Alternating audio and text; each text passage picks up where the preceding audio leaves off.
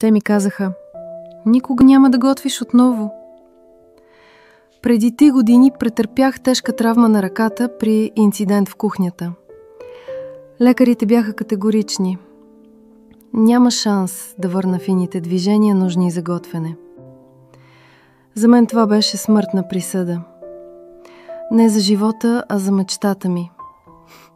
Плаках, крещях и после започнах да се моля.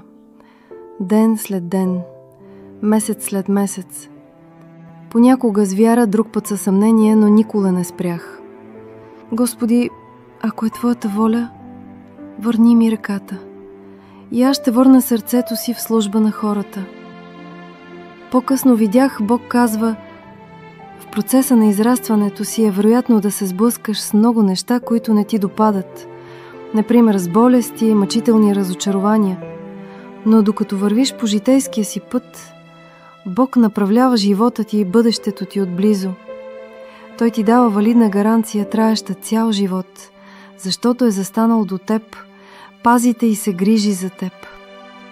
1 година по-късно държах ножа отново, първо треперещо, после уверено, а днес режа зеленчуци с ръка, за която казаха, че е невъзможно да работи. За мен това не е просто работа, това е отговорена молитва.